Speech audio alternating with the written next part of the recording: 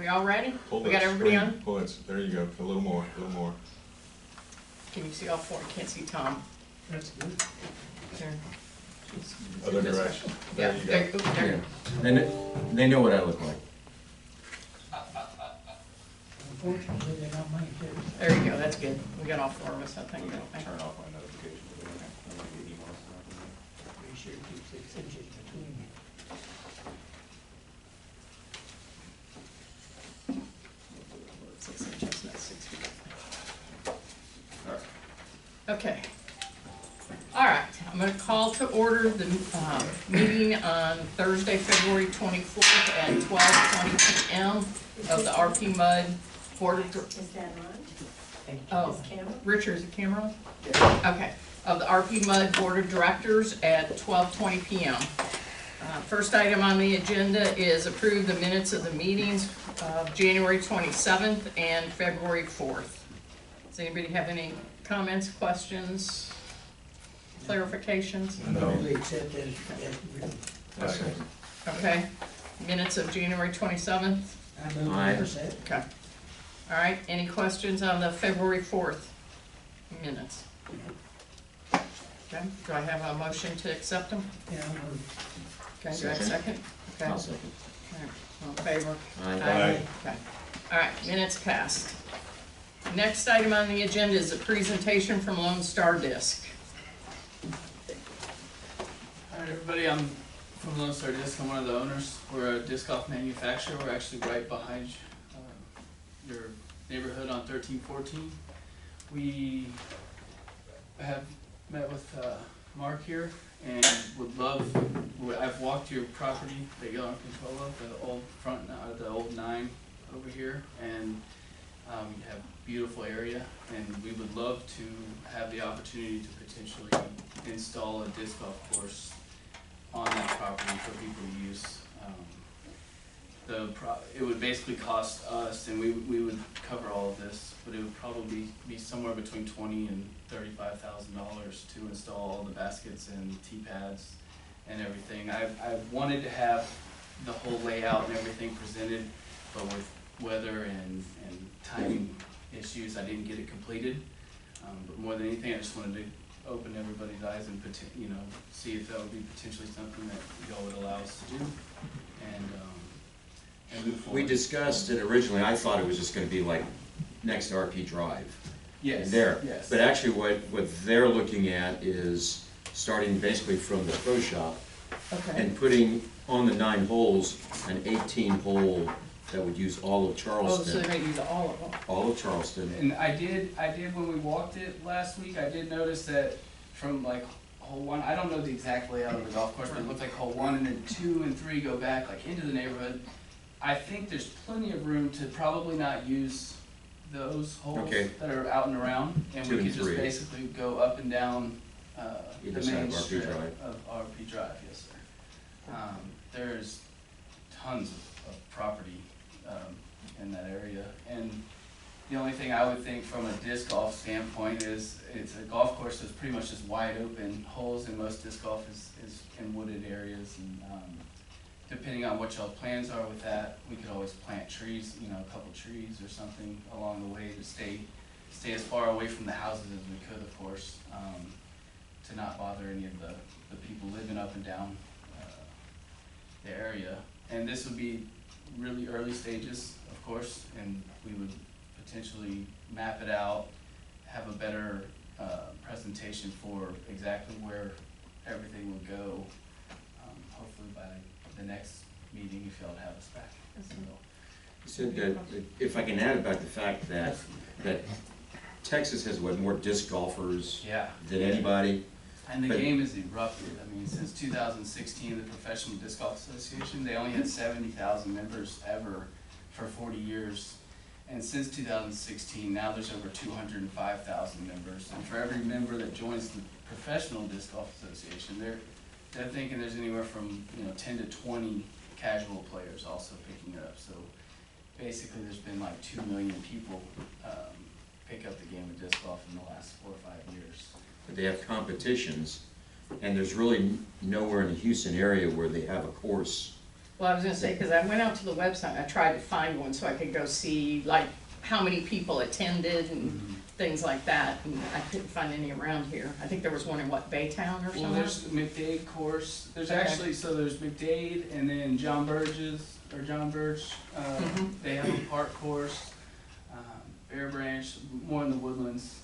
But the problem with Houston area is the professional disc golfing has grown, and so the talent level has grown, and so a lot of the courses here are very small and very, and so like today is actually the opening for the professional course, and they're using a golf course in Las Vegas. It's Wildwood, or it's a very, very big, prestigious, and so they're able to put longer holes, big, you know, and with the land y'all have, with the land on a golf course, it opens up a lot more for the actual big tournaments to potentially come and have an event down here, because Houston is one of the biggest areas of disc golf in the nation, but we can't get the big tournaments down here because there's not any courses that are available that have the distances and the ranges of holes to accommodate what they're looking for. So. Okay. And with that, we were talking about parking around, Right.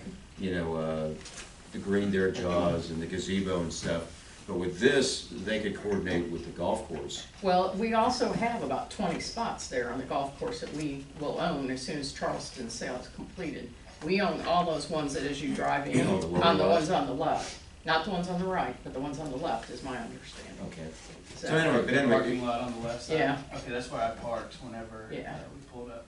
so I mean, the parking would be more, like you said, they could coordinate with Chrysler and Price. So how many people usually come in, like Vegas, how many people did they have register for that one today? So Vegas has a lot. Yeah, it must be Ledgestone Vegas. has 2,000 amateur players registered for it already. Vegas, I think they have 500 amateurs, and then the pro field is like 244 players. Okay, so less than 1,000, okay. Which parking would be an issue for sure if, Right. if we were to get, you know, that level. We would have to work that out Okay. over time, but a normal A-tier tournament, which would, the course I would want to present and try to build would be able to have an A-tier tournament, which isn't necessarily the national tour, but you're looking somewhere around 240 something players Okay. total. And then on a golf course, you do have opportunity to sell like spectator passes and actually have people watching the event, where a lot of disc golf courses here, some of the reason we can't is because you can't follow people through these little tiny Right. You can't holes. incorporate that in an actual active golf course. They do. A golf course could actually close it down for a day or whatever. Well, I was gonna say, I think, isn't the one in Vegas, in Wildwood Yes. active? Yes, Wildwood it's is a, it's active. a normal golf course 90% of the time, and then And this week they this shut it stuff down. that you're talking about putting in would be available for anybody to use this tournament. Yes, sir. 90% of, or, you know, the whole rest of the year would just be open to whoever wants to play. Okay.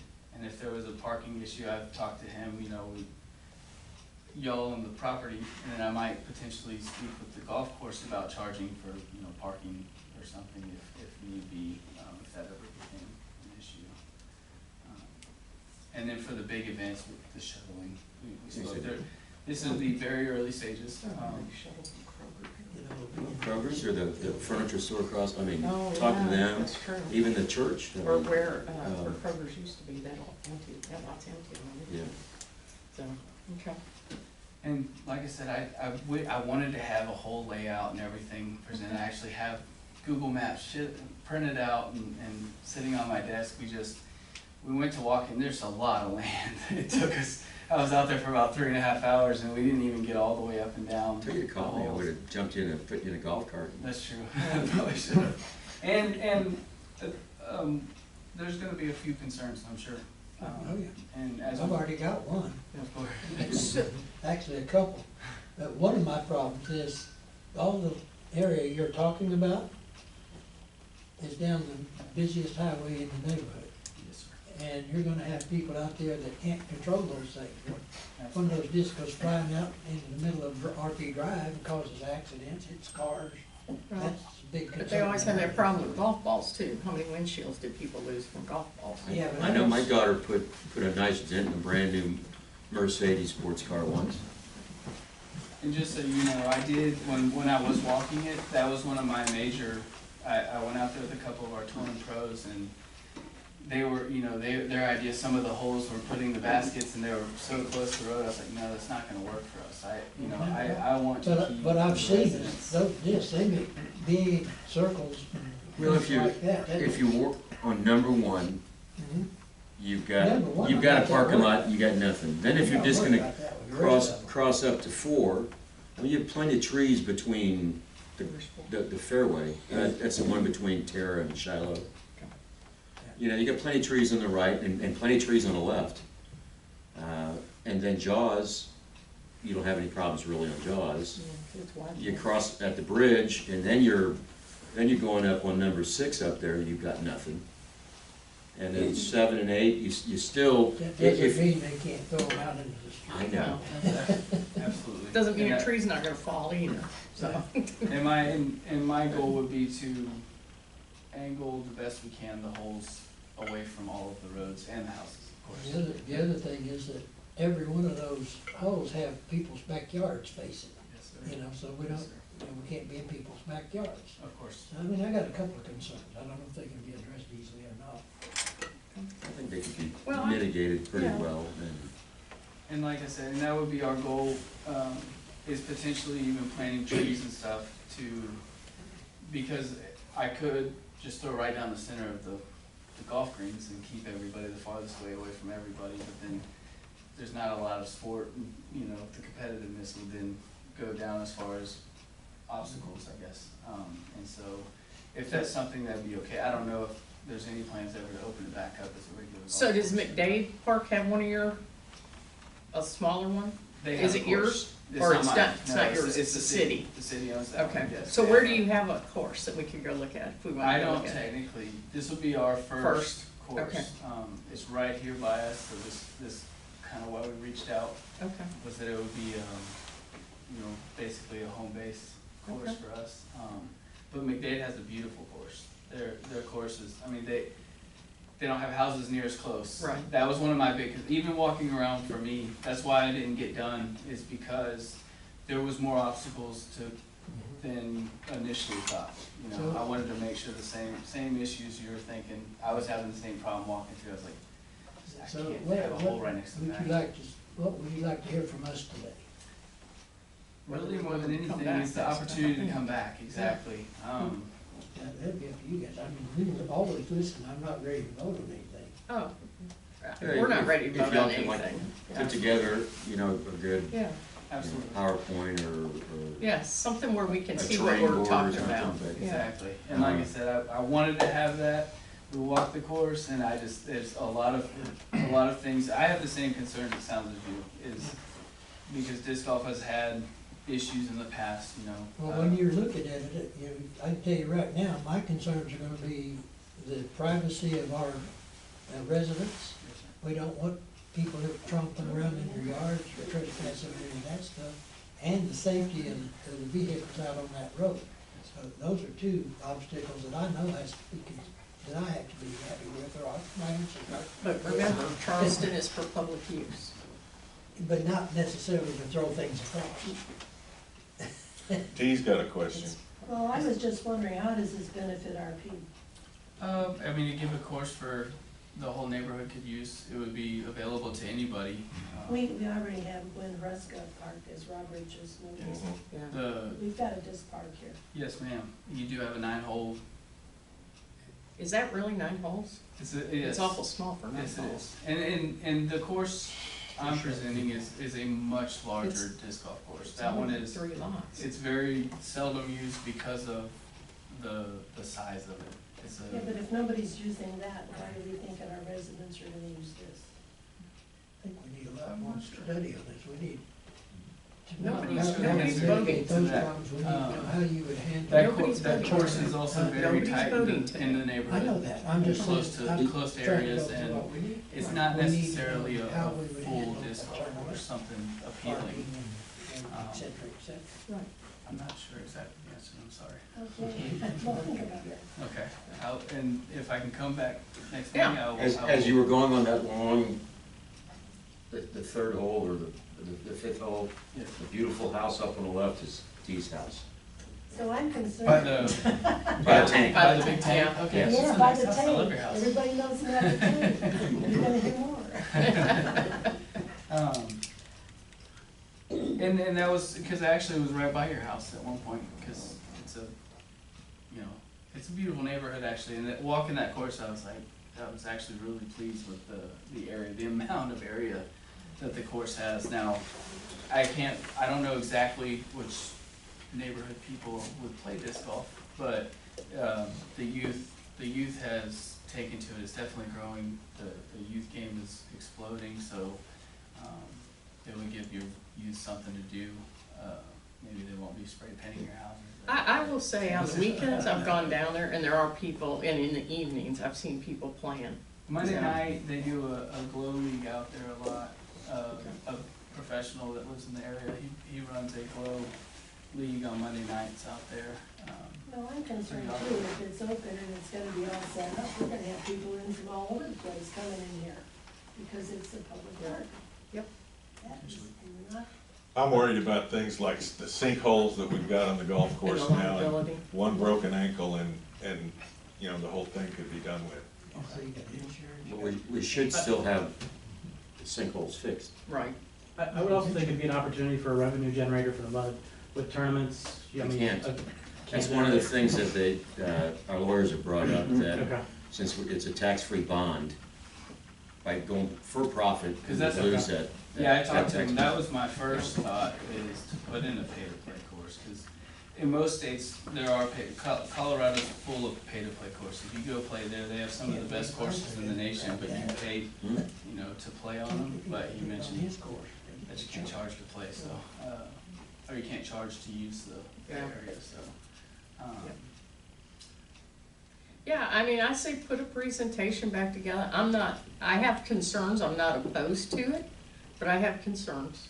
So, but Yeah, I'm on you want them to come, I know. So Yeah. do you want them to come back and do a I don't presentation have next a problem month? with hearing a presentation, but I have to have a lot more answers than we Yes. have now. And I'm gonna be honest, So how long does a tournament last? normally they're like 2 rounds on Saturday and then 1 round on Sunday, so it'd be basically just the weekend. Weekend? Which is how long? How long's a round? How long does How it long take does to it play take you- 3 how long rounds does it of take golf? you to play golf? So it's shorter than golf, but with the bigger tournaments, they take about 3 Golf ball longer hours. than they do it, it goes farther But out they of tee bounds, time so you gotta look on for the it. big It's ones, hard so to it tell. would be an all-day event Saturday till about 6 p.m. And then Sunday, you'd probably be done around 2 or 3 in the afternoon. And this is a long ways from that. I mean, Yeah. just, it'd be more about putting in a place for people to play. And then if it does end up drawing popularity, then people would wanna put in tournaments and things like that. As far as the tournaments, there'd have to be already a set-up course that people would wanna, you know, come and play and put on a tournament at, so. Well, I say we table it till the next meeting. Yeah, I mean, I don't think were you expecting us to vote on No, it no, today? no, it's just a presentation to see. Yeah. Can I ask one question? Okay, Is there any cost to us No, whatsoever? we would not, other than the already maintaining, whoever is already maintaining the grass and everything now. Landscaping is, as continues on? Yes, if it just stayed the way it is, we'd be willing to put all the money up for all the baskets and all the tee boxes and signage and everything, so that was our, you know, So how do you profit from that? I wouldn't actually, I I'd have a mean- course really close to our facility to be able to use. do you sell the discs? I sell actually? discs, ma'am. Yeah, I okay, manufacture so that's how he They- makes They his make money. them, they make the disc. Yeah, can we get pictures of what this is gonna look like? well, that's what he said, he's And gonna that's be what I, next. Yeah. next it's week. only been a couple of weeks since I met, and so it takes a little bit of time to get it together, and with the vast amount of land, the couple of times I walked through there, I just didn't have enough time to put it all together for y'all, but I wanted to still make the meeting and at least get some sort of a ball. You have a question for us or him? Well, the general. Okay. So during the weekdays or weekends, nobody's using it and you got individuals using it. You got the public wanting to go up and down the courses too in their golf carts or bicycles and walking, and that might be a dangerous situation. A lot of parks now have a lot of people. I mean, that's just, it's how it is. I mean, Okay. usually you know, you don't throw things at people walking across the park, but, I can't help, I guess, for lack of a better word, like ignorant people, I guess, but for the most part, I've never heard of any issues with Okay. people walk the parks at McGate all day long while discs are being thrown, but if somebody's walking the walk path, you just kind of sit back and wait until they're out of your range or out of your Yeah, area. 'cause I live on the golf course and you see people jogging while they're playing golf and you're going, Yeah. And that's what I was hoping. I mean, golf has a lot of the similar dangers. I mean, there's, like he said. you Except know, I think it with would the balls hurt a and- lot more with the golf ball than it is. You can hit them a lot farther. So, golf courses, it's about a 3 to 1. So for every yard you use in golf, it's a foot in disc golf. So that's why you can. I mean, on a 9-hole golf course, you got plenty of space to run. You could put almost 2 full disc golf courses in there. You want to invite him back next month? Hmm? You want to invite him back next month? Yeah. I'd like to get more information. That's fine. Yeah. You know, I'm willing to I'll answer have a much better that. presentation. That's a question. Yeah. Okay. Hey, Davis, can you put them on the agenda for next month? Absolutely, I'll keep this, back on. Is that enough, does that give you time to do what you need to do? I think so. Okay. You know what It's we're the- looking busy- for, right? Yes, yes. We gotta have all the safety issues, how, as you get bigger, how are we gonna transport people, where they gonna park, how's it gonna affect the people? Absolutely. So our meetings are the fourth Thursday at 6:30 PM, Yes, ma'am. unless something comes up, but that's So normal. March 24th. Yeah. March 24th. Is that the next one? 9 days after the Ides of March. 15. Yeah, 24. Oh, the eyes. No, okay. Thank you for your I was time. thinking St. Patrick's. Thank you. Thanks. Like I said, I'll. Thank you very Yeah. much. And you got my number, and if you got any questions or something. All right. Okay. Well, yeah, I'll- That's good. Thank you so Okay. much. Do I need to say? Yeah, you're good to go, thank you. Y'all have a nice meeting. Okay, Thank you so much. thanks. Okay, number 3 on the agenda, receive comments from the public. D. Judge, you're first on the list. Okay, has Gerard resigned, Richard? No, ma'am. I can't, Okay, well then I'll continue. Okay, now, you can see this on the video. He's the secretary, but he really hasn't been doing the minutes. We ended up having to get an assistant secretary, because we had about 4 or 5 months of minutes that were not on the website, because they weren't signed. And then on some of these, we had the attorney, we were paying him to do the minutes. Now on the committees, he was on the construction finance and the management committee, and never showed for everybody else how to do his work. Now, he's an obstructionist, he delays everything. And it's just taken our time, and he's just worming the seed here. Now, when I did some research on the obstructionists, the thing was, let him speak, ignore him, and then get on with business. Now, for that, those reasons alone, he shouldn't be here. But he also campaigned as being for the park. Now, he was sworn in November, and in December, the motion was to allow the attorney to move forward with the preliminary framework of the Charleston settlement. And he votes no. And then at the town hall, he lied and told everybody he did a virtual tour, which he didn't. He only did a phone call, and he finally admitted that in the May meeting. But he figured a virtual phone call, a virtual tour and a phone call is the same thing, which it isn't. And just at this last meeting on February the 4th, the motion was to approve the bond application, and that was for the capital improvement projects. He votes no. Now, the board approved this, and more importantly, the voters approved this, and he votes no. Now, he's using Richard to ask this question in July to the attorney, which was really, we knew it was Gerard. So he's making Richard look like a fool. Now, he's not productive, he's an obstructionist, and he's a liar, and he really needs to resign. Now, I've got a question for Richard. Richard, the sewer treatment plant. David leaves at 2. Now, if there's a problem at his other job, does he leave during our hours to fix that? Or, and if we have a problem here, does he leave his other job to come here to fix it? What's the story? You're talking about our operator, Dave? Yeah, He doesn't have another job. you told me he works from 6 to 2. Oh, that depends on what he's doing. Some days he'll come in at 5 and sometimes even 4 if he's got to run the press. That depends on what the plant load is. That's his normal hours, but that doesn't mean he stays to that. Well, you told me he had another job, that's why he had to leave. No, I don't think I've ever made that statement because I know he doesn't. Okay, so his hours are flexible? Yeah, it depends on what he's running, how he's running the plant, because it takes a lot longer to set up the belt press and then run the press to process everything out. And then after that, he'll go back to his normal schedule. Okay, It's not always set in stone when you're running a wastewater plant. okay, what's his normal schedule then? Normally, he's coming in at around 6 o'clock, and he'll stay here till about 2:30 or 3. Okay, that's all I got. Thank you. Okay, next one, Travis Dillard. Who's Travis Dillard? Travis Dillard. Oh, is that him? I think so. Okay, okay. Seth McIntyre. Okay. Hey guys, thanks for your time. I wanted to speak to the board about an issue we had run into at our house on 647 Atlanta Park about 2 weeks ago. 647 what? Atlanta Park, right Okay. up of Stonewall. Got a little timeline I'll run you through. February 3rd, we had a clogged toilet in the shower. Called plumbing company out. They couldn't locate the block or clear anything. They went about 150 feet and nothing cleared. We put in a new clean out right outside of my house.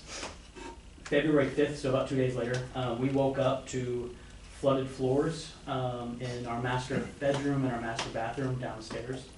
I had to immediately remove, of course, half the carpet and several inches of drywall on the affected parts.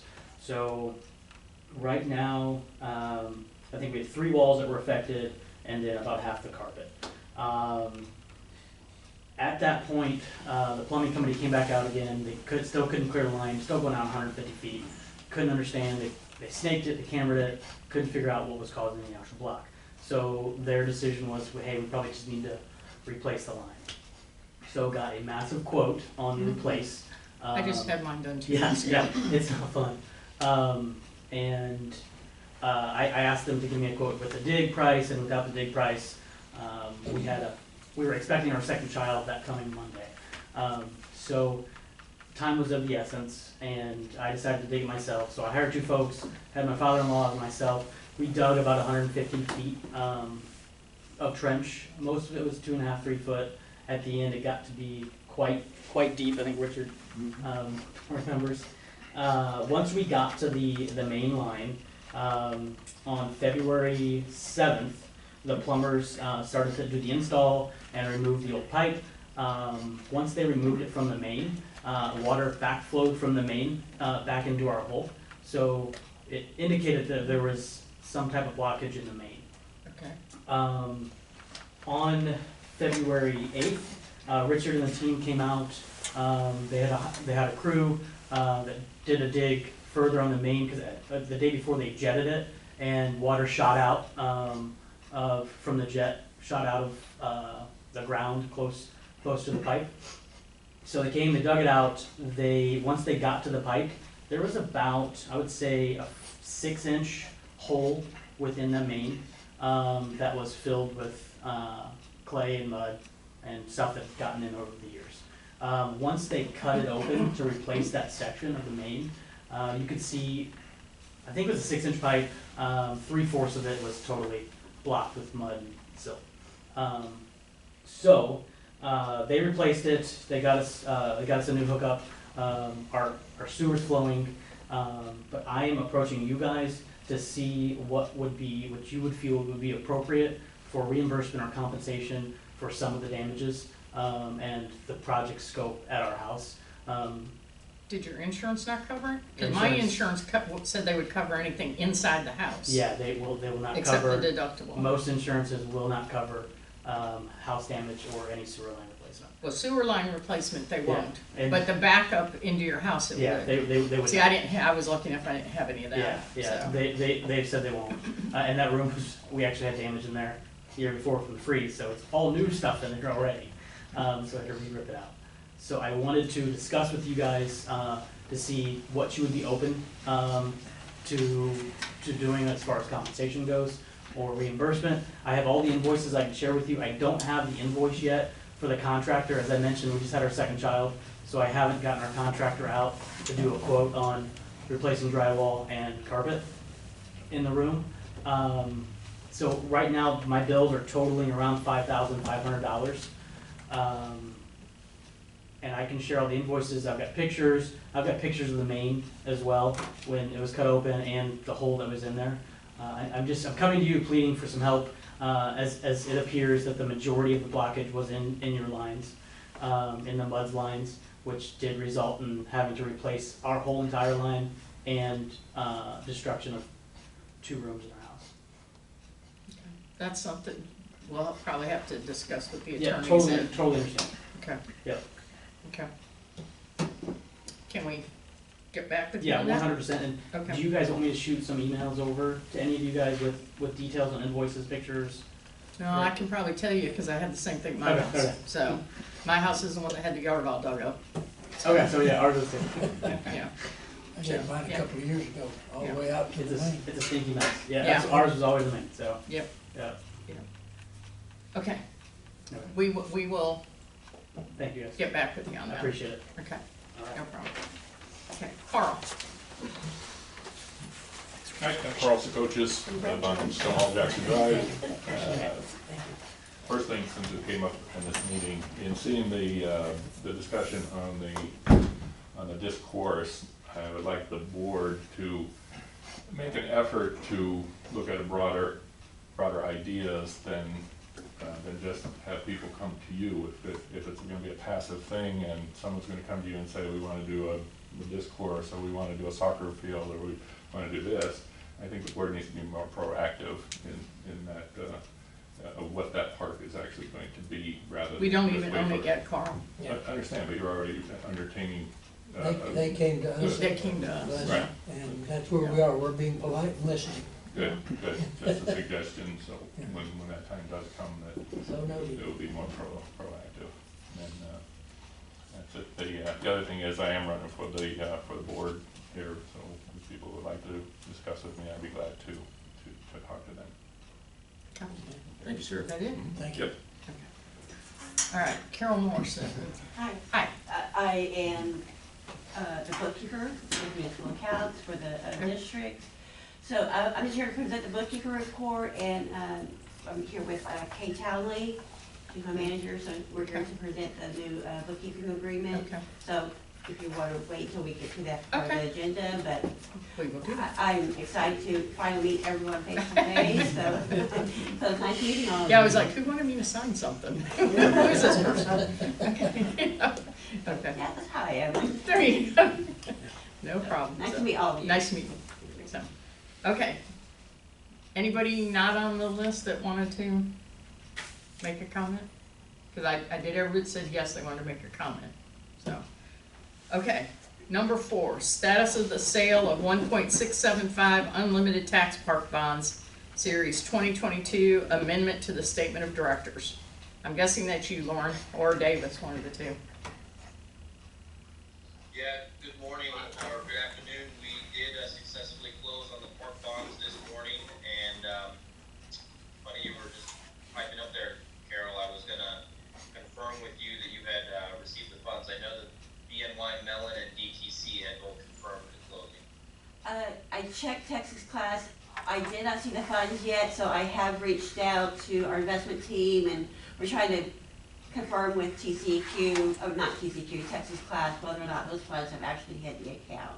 I'm not seeing it yet, but it doesn't mean anything. Okay. Sometimes it takes some time. Yeah. Just so everyone's clear, we close once the funds have been received by Raymond James. Sent by Raymond James to Bank of New York, right? Bank of New York has the funds. We close, and then Bank of New York, the paying agent, wires the funds to the district. And we sending three, $1.5 million wires in the same day, there's just a little bit of, it doesn't all happen just like that. Yeah, So, yeah. Bank of New York received the funds from Raymond James. We have the Fed reference wire and all the kind of confirmation information.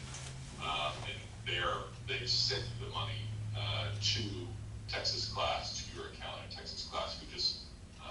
We don't generally receive that until, kind of mid-afternoon, that confirmation that the funds have been received. And I will definitely inform everyone, once those funds are confirmed in the account, I'll let you know. And Davis, yes, I will let you know, especially. Perfect. Thank you. Yeah, we were pestering Carol, to before the meeting, just in case they had been received. So, And congratulations on a successful close. yes. And the two wires that had you sign, one was for the payment to TCEQ, and the other one is actually for the property purchase. Got it. So you don't know, you're just signing on.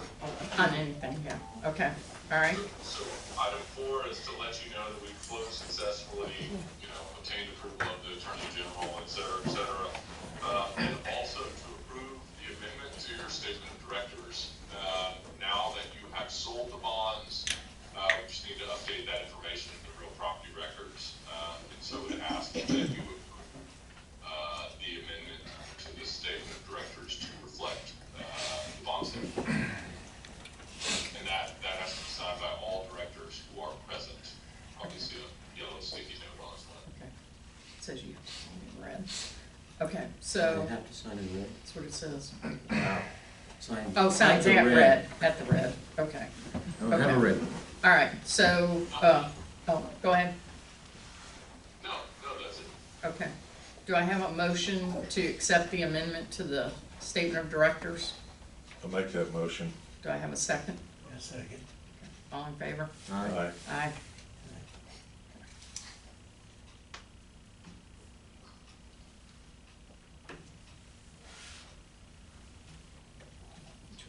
And remember, that's the document that goes in the real property records that notifies, any potential purchaser, land in the district of the outstanding debt, authorized debt, basic information about the district. Yeah. Okay. Okay. There you go. Okay. Are we ready for number 5 then? We are. Okay, number 5, settlement agreement with River Plantation Properties. Yeah, sure. Okay, good afternoon, board members and public. I'll give you a brief report here. You'll see there's an executive session. We're still in litigation, probably will be for about another month on this, and so I have some things I prefer to talk about in executive, but I'll say for now, we're just about done.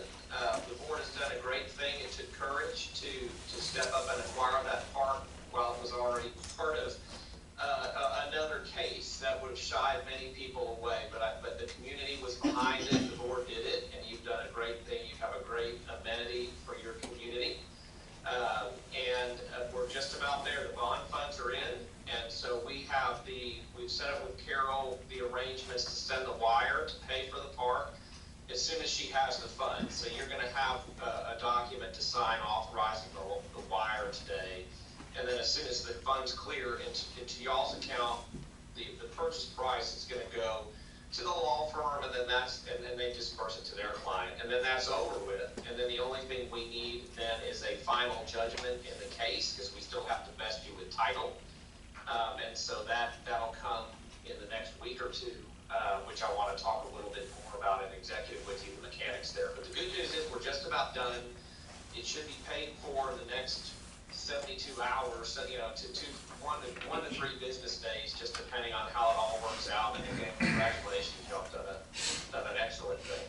So we just want to reflect in the minutes that you obviously have already approved the settlement agreement and you have a contractual obligation to make payment, but I think it would be good, just because of the size of the payment, frankly, just to reflect in the minutes that you all authorized the wire of the funds pursuant to the settlement. Okay. Somebody want want to make a motion that we authorize the transfer of the funds for the settlement agreement? I'll make a motion that we approve the funds for the settlement agreement. Do I have a Second. All in favor? Aye. Aye. Okay.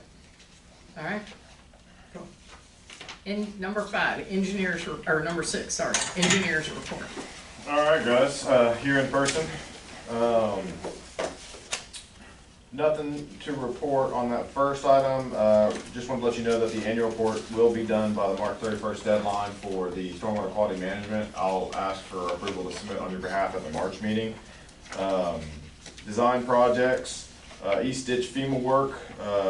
Richard was helping me make direct contact with them, was able to talk to them a bit, working on scheduling, kind of going through the timeline of delays of funds due to COVID and the permits and all that stuff. So working on all those details with them to push off the requirements of that project down the road so that we'll be ready to do it when we have funds as well. Sanitary sewer clean and televise, and the storm sewer, I have attached cost estimates that you guys authorized to begin with last month.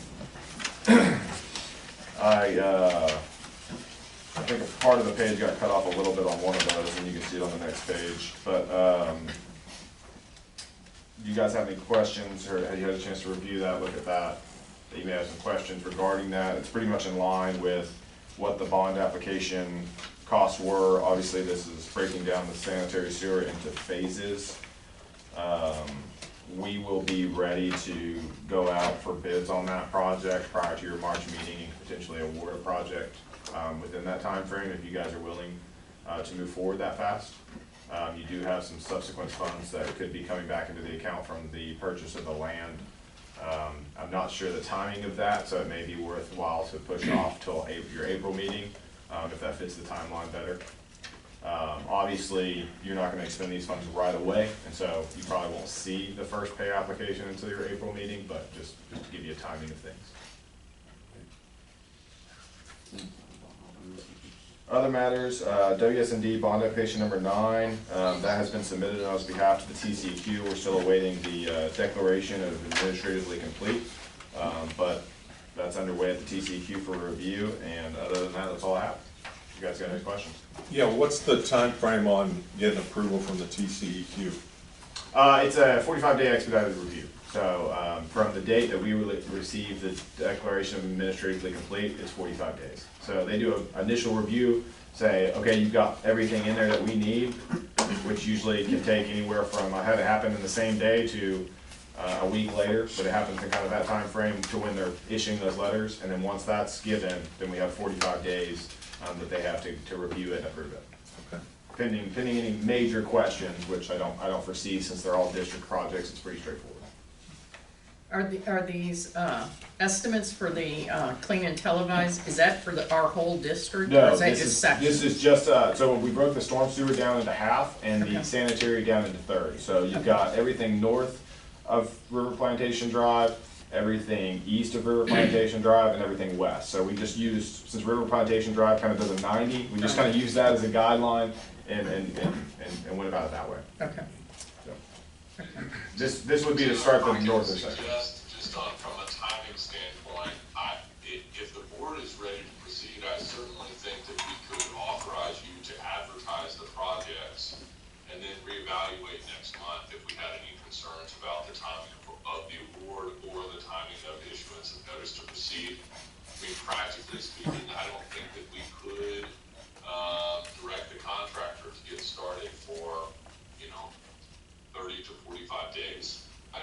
And so, if your goal is to expedite getting, these sanitary sewer repairs done, I don't think that you would be harmed by just authorizing the advertisement of the projects, because all that's going to do is give you bids that you can then choose what to do with next month. That's a great point of view.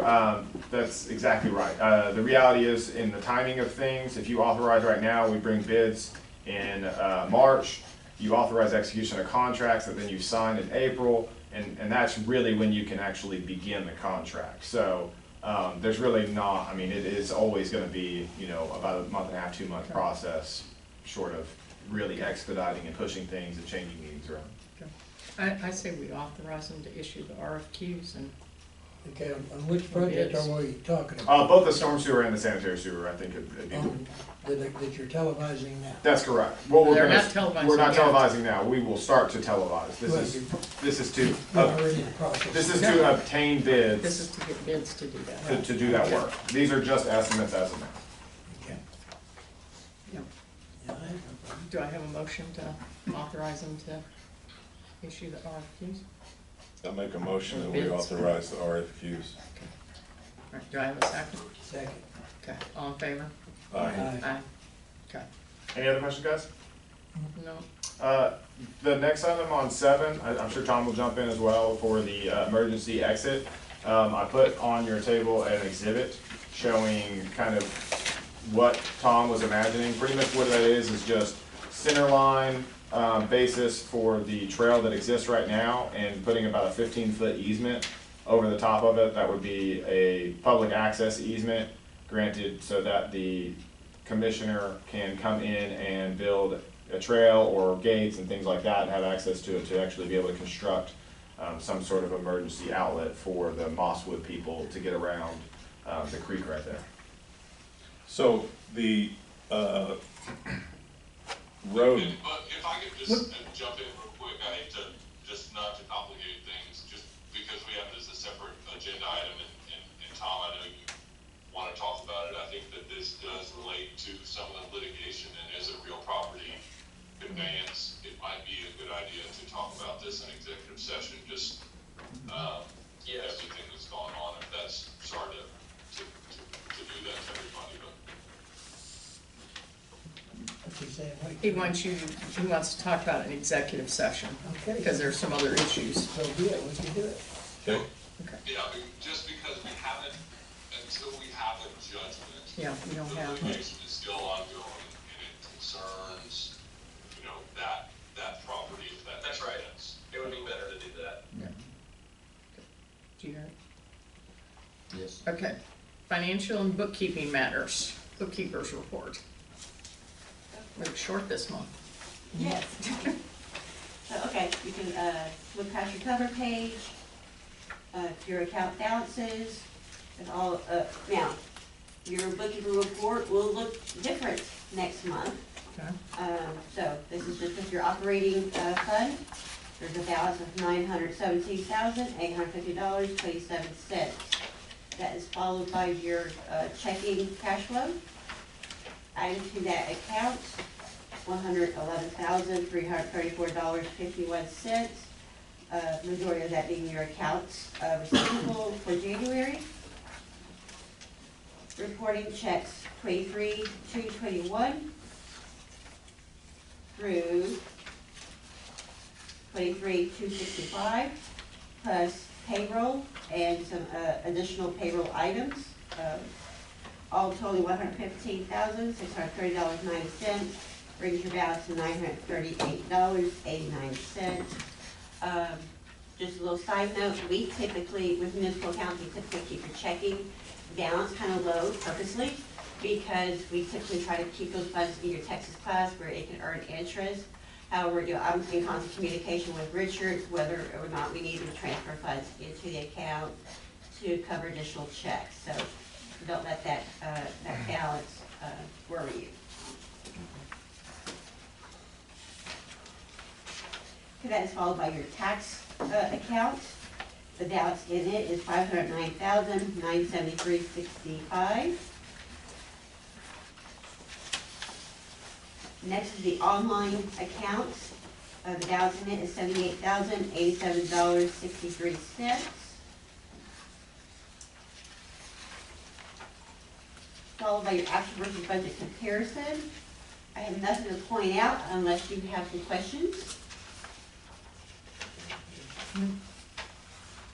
So I do have a question kind of on the bookkeeper's report, but it's really for Richard. Richard, when did Schmidt's contract end? Shouldn't it be up, or is he just, is it just an open-ended contract? It's just kind of like Okay, open-ended. okay. I didn't know if we had to renew it or, no.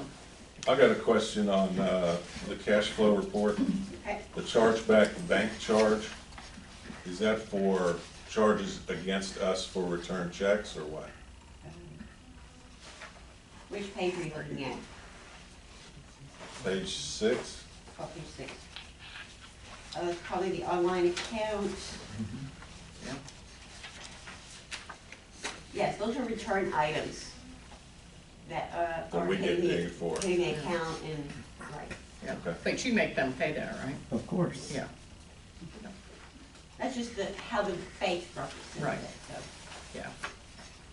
And of course, lastly was your balance sheet, but if you have any questions, that is your bookkeeper report. Okay. How's it gonna be changed next month?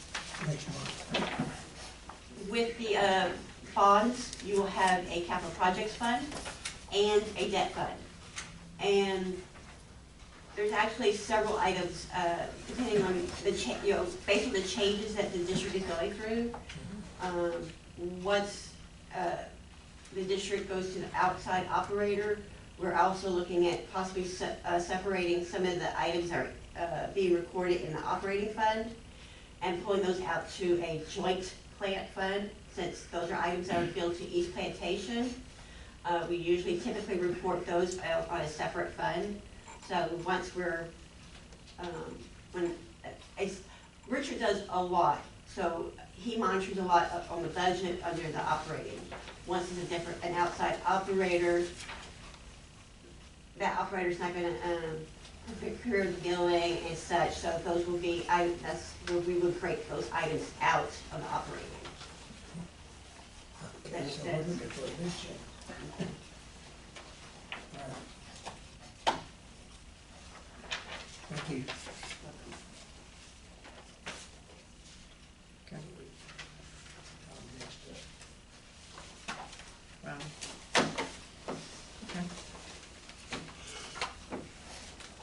Okay. Okay. Tax assessor collectors report.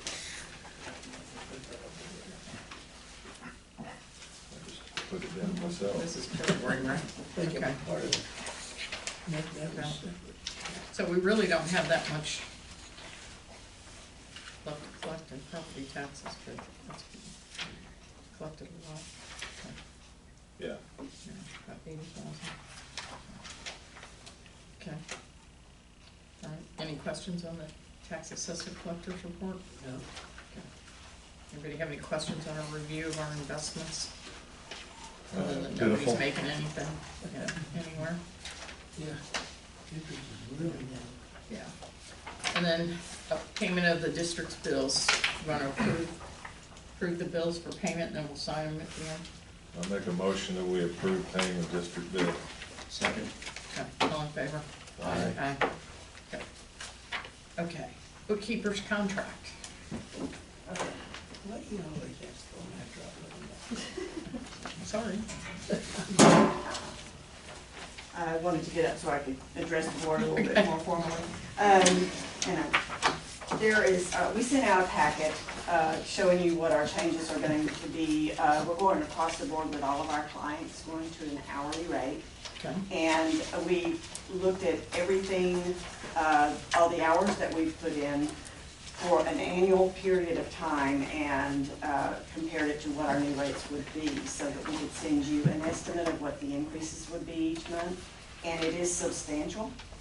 I will give you that. If you got the packet and you read it, I don't know if you looked at it. We estimate that the increases would be anywhere from $1,700 to $1,900 a month. And that is in addition to what you're already paying. Do So- all those additional accounts? and all That, well, what it's going to happen is, you will be paid by how the hours that Carol puts in on your account, our admin, my review of your account, anything that the investment team does for your account, and just anyone that touches your account, there is an hourly rate for that. And I would love to go over that rate sheet with you so you understand exactly who is doing what. Our new billing would, I've had the question I'm going to most of the meetings, explaining this since we're doing this across the board. Like I said, we have about 600 districts with all of our offices, and it's just, we've been working on it for about a year, trying to see where do we really land in the amount of time that we're spending on all of our districts and the hourly rates. And right now, we're doing our best to hire degreed accountants. We don't, people are right out of school or people with experience. No one is being hired if they don't have a degree. So that is a retention problem for us. So we're having to raise salaries, and that, you know, everything that goes along with salaries, insurance, those type of things. So this is a one-time leveling out for us, this increase. Each year, we would reevaluate who is working on your accounts. It wouldn't be like every month we'd be coming back to you and say, these fees are gonna increase. It's gonna be an hourly rate from here on out. It would be almost like an evergreen contract that we would just come to you with what our increases would be if your cost of living, whatever, if we feel that that's necessary. We don't see that happening very often. But I know that you may have some questions. I'm going to set this down and get to your list of fees.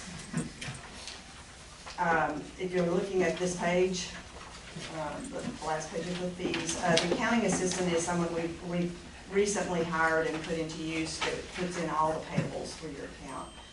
Or we try to utilize them in that way. That way Carol doesn't have to spend as much time on your account.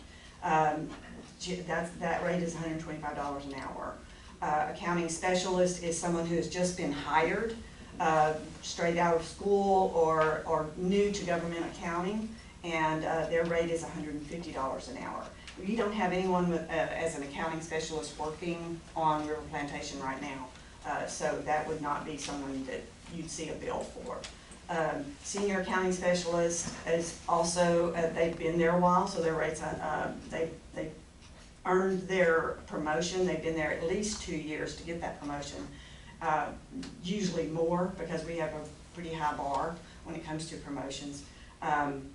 So that person would be $175 an hour.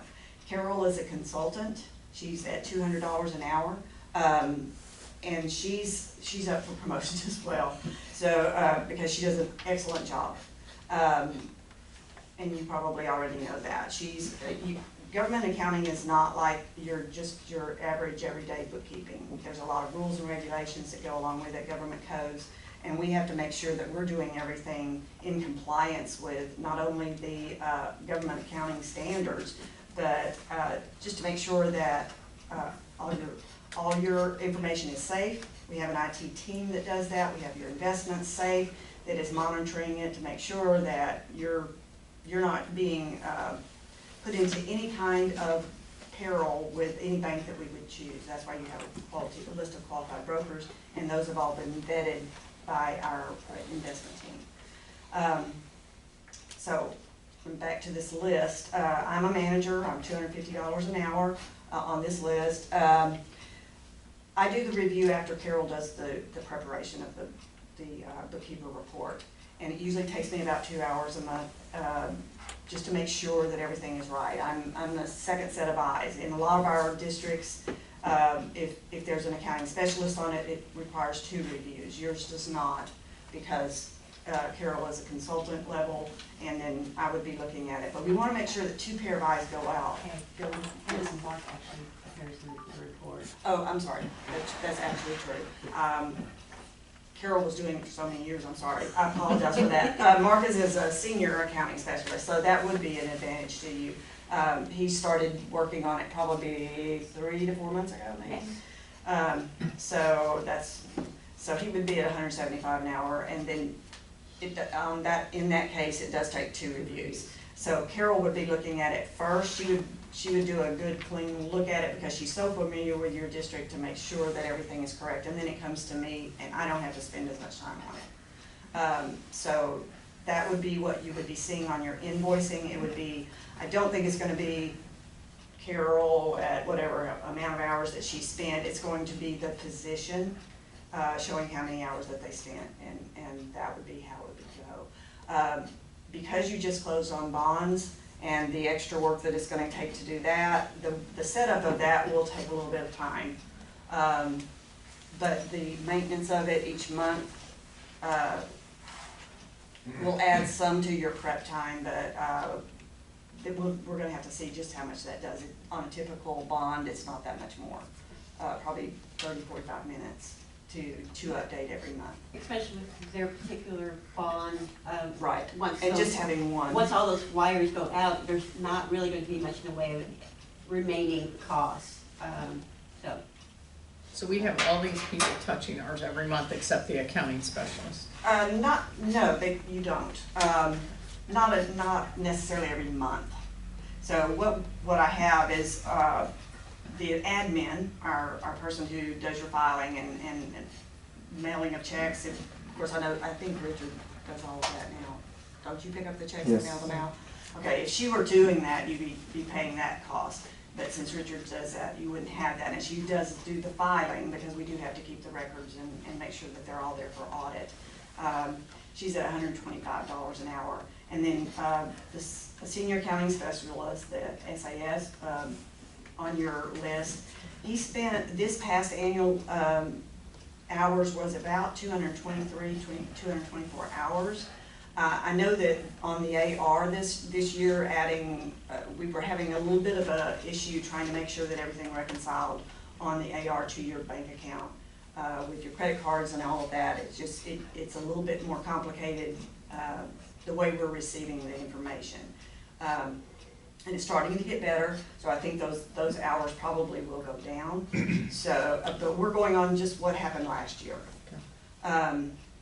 So your quarterly investment, you also, we calculate to be about $2,600 a year. That's 4 reports, $650 a report. And that's, our investment team does all of that. I have about 13 and a half hours for the year, so it's only taking me a little over an hour to review, and the senior consultant, 13 hours. If she's looking at it, at this time, that's what it is. But, so, really, that's the people that will be working on your account. The regional manager, is $275. There's really no reason for him to get involved unless you want him involved. If you had a question that I couldn't answer or Carol couldn't answer, that would be the only reason you would need to speak with him. And that would be, like I said, on an hourly rate. We have a lot of training that goes on with all of our staff. We have 35 different internal classes that they are taking for their continuing education, for helping them just be more efficient, to make sure that everything is efficient and accurate, and the fastest way that we can do it. Because now that we're going to an hourly rate, we're going to be very pressing them hard to make sure that they're not lollygagging around in better choice. They need to be on task and getting it done. Another reason for this, like I said earlier, we are trying to retain all of our experienced people and to attract good accounting people. And that's not easy these days. So we're trying to, right now, our staff is working at about 110%. And that doesn't give, that's just to get the product out the door, to get your bookkeeper reports out the door. And we would really like to bring that back to 80 and have about 15% for them to have time to be trained in other things and grow in their chances of getting promotions. And also they like some PTO every once in a while. Carol gets very little. She works about, honestly, Carol works about 58 to 60 hours a week sometimes, and so we're really trying to give her some relief. So I know this is a shocking jump. If you feel you need to go out for bids, by all means, we understand that. but we want you to know what we're planning to do. Also, we did send you what we're migrating to, which is not an extra charge. This is just the way our bookkeeper report is going to look in the future. It's color graphs, it's telling you all about your bonds, it's a spotlight on different parts of your district, and the more you grow, the more it will be. But this is a lot. A lot of this wouldn't even pertain to you, but we will be going to this report. That report is gonna be in our packet in color, or it's gonna be? Yes, sir. Okay. The board would receive the packet in color.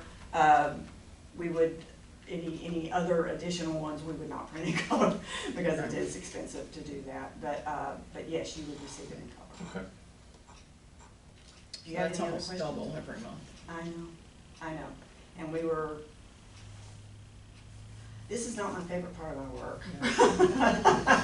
I don't like to give bad news, but I also want to assure you that we strive for excellence, and we feel that we are one of the best in the field, if not the best. That sounds pretty braggy, and I don't mean to do that, but there's not any other bookkeeper's report even that looks like the one we have right now. I mean, we know what our competition is, but that is totally up to you. I'm not going to badmouth any other bookkeeper. I feel like that everyone tries to do the best job they can. But this is what our company has decided. That's a decision that was over my head. So it is non-negotiable as far as the rates are concerned. So that is what I have for you. Do we sign a contract with you? Yes. That's what that is? Yes, sir. The contract is dated today, if you wanted to make that decision today. And we would give you 30 days to think about it if you didn't want to make an immediate decision on that. But yes, you would sign that contract. And we have two, actually, we would need to, and then we'd have to send it to our owner for a signature and then to the attorneys. So. Okay. I'd like to see us go out for bids, because that's double what we're paying now. What is a ban? I can explain that if you want to. A ban is a it sometimes comes before a bond. If the developer is working on a district and they are running out of money, they need to go ahead and get some money before a bond can be issued. Through the TCEQ, they can go out for a ban and they get 75%, up to 75% of the money. You wouldn't probably ever have that. Now, bond issues you would have, and we have a flat charge for those. Couldn't figure out what that was. Any other questions? Thank you. You're good, boss. Well, my opinion is, and one thing, I would recommend we go out for bids. I think we pretty much have to with that percentage of an increase. Doesn't mean we'll. Let's go forward with that, we'll get back to you. We would appreciate, if we could have an answer by the next board meeting, Okay. that would be great. All right, Richard, we'll authorize it here in a second for you to go out for bids, but you think you can get on that in the next month? Sure. Okay. All right. Do I have a motion to authorize Richard to go out for bids for bookkeeping? I second. All right, all in favor? Aye. Okay. All right, number 10, review administrative reports. Administrative reports are pretty straightforward. There's nothing out of the ordinary. You can see there's a couple of different things that are added on there that have been done in January. Some taps that were installed and a couple of different things on the water and the collection side. There's nothing out of the ordinary. All the plants are running with no problems. Aside from the repairs at Atlanta Park, well, no, including the repairs at Atlanta Park, how much in repairs did we have last month on big? We only had the one, I think it was. And can I ask Richard that, I don't know about everybody else, but when we have something like that happen to a homeowner, I'd like to be notified of it. So that so we're aware of it, we're not blindsided at the meeting going, I don't even know what you're talking about. Yeah. So, Yeah, that's fine. I'll do that.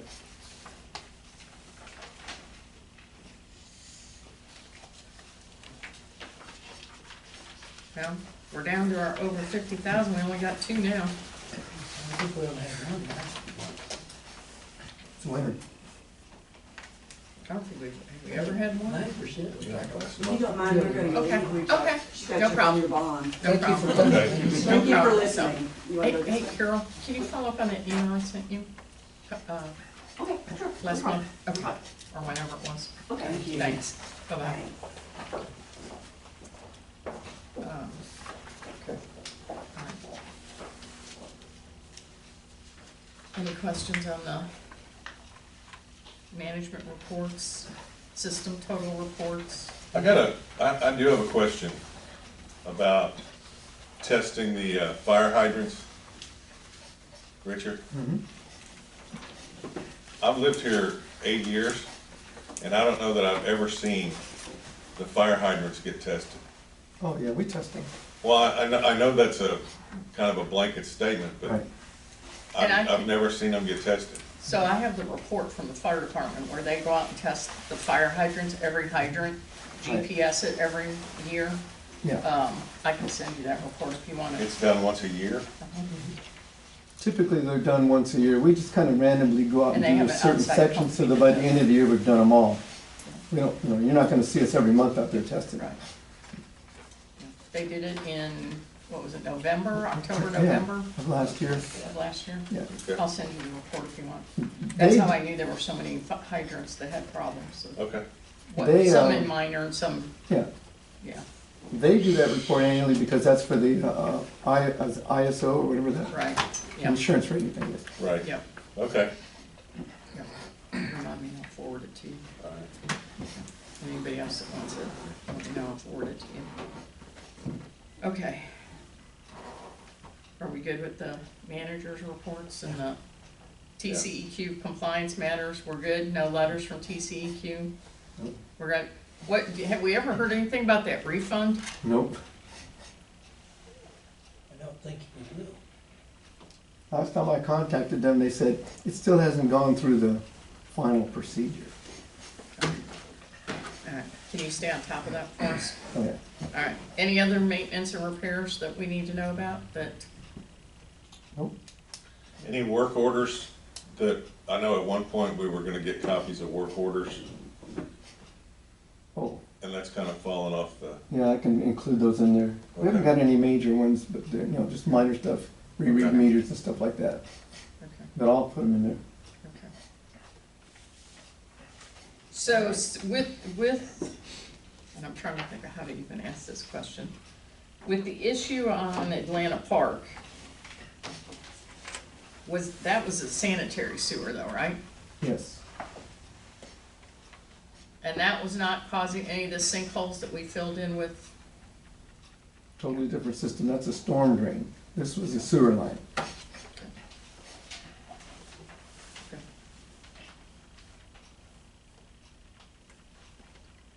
So how has that been handled in the past? When one of our lines clogs up and it causes backflow in somebody's house, and he has damages, I mean, Normally, we don't get It's bound to that. have had happened before. Yeah, I was gonna say, we rarely ever get that. And most of the time, the people are calling us before it ever backs up into their house.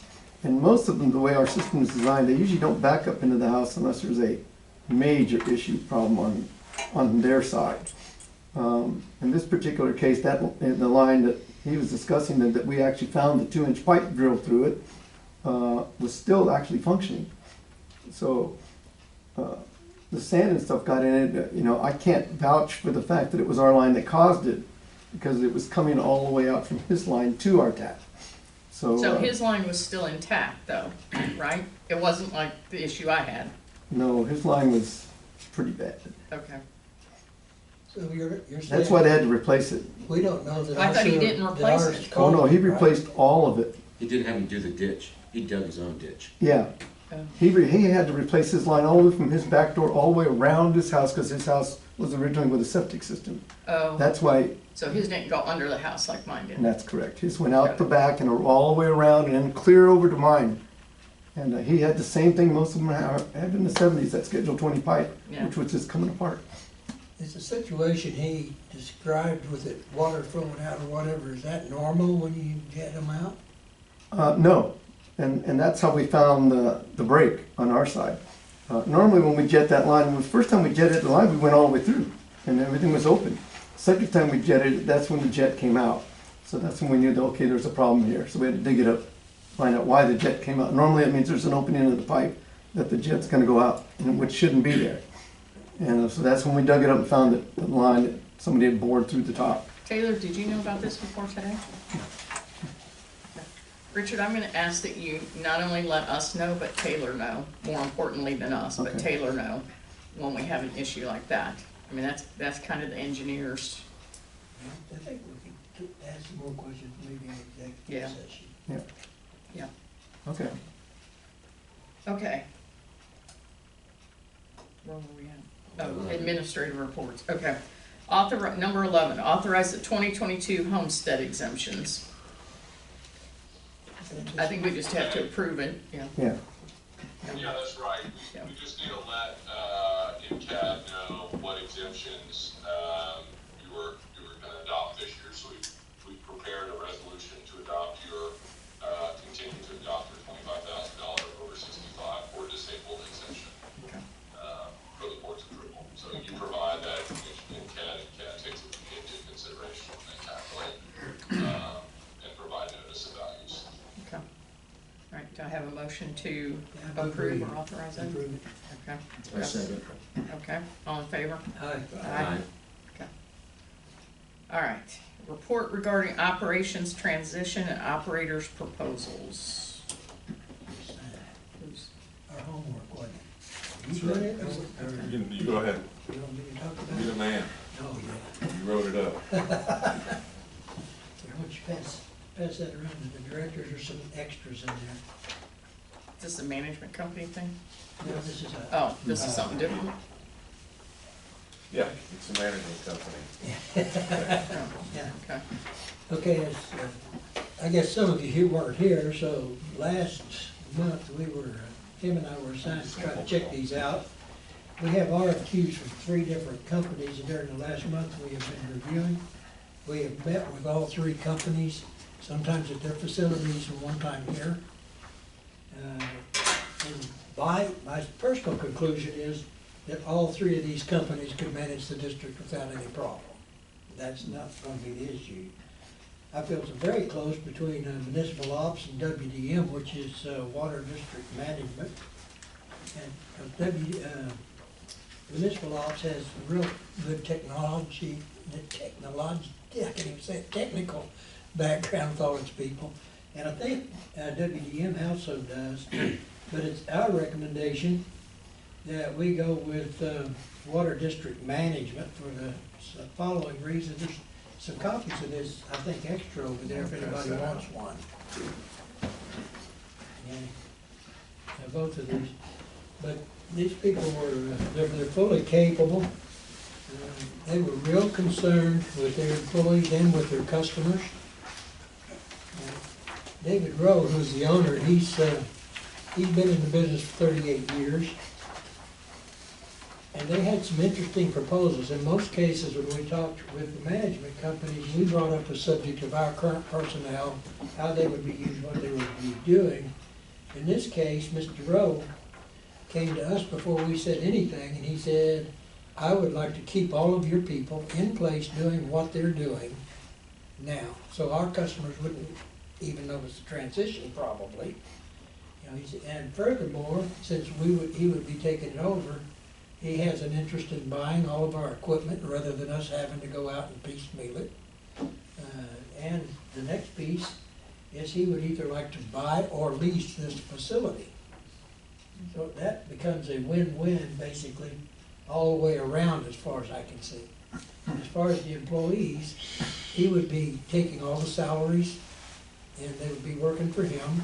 He would take all their insurance, all of that, which is costing us roughly, what, $27,000 a month, somewhere in that range.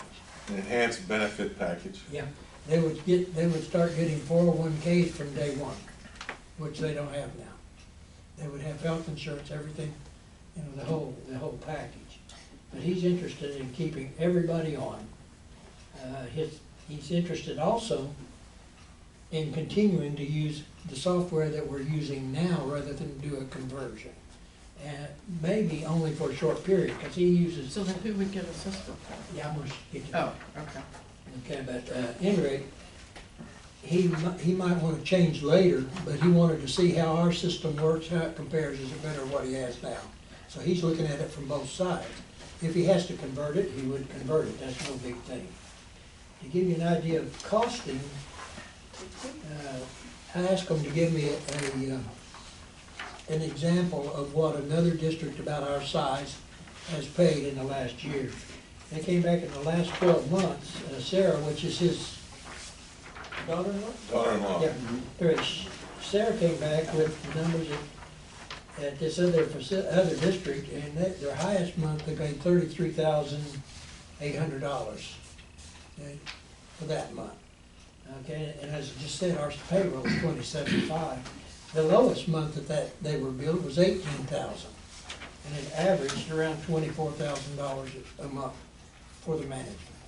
And you get for that, you get their equipment, you get them, you get their manpower. So we would end up with good possibility of additional manpower. I think what his point is, one of the reasons he's so interested in doing all this is he has 2 districts up north of us and 1 out west of us as well. And he's having to come from down 290 and Louetta down in there. Right now, that's where he's at. But he could use this as a staging facility. He could actually bring more equipment, leave it here. And I guess if he wanted, at some point, he could even put more personnel here. That would be his call, not ours. But he wants to keep our people doing what they're doing. Even Taylor, Dave, whatever, you know, as long as they're doing their job. He knows most of our people already, believe it or not. So anyway, that's where we are. Cost-wise, it's about a wash, but we get more people. We can have better response time, and I don't think it's gonna cost us much more, quite honestly.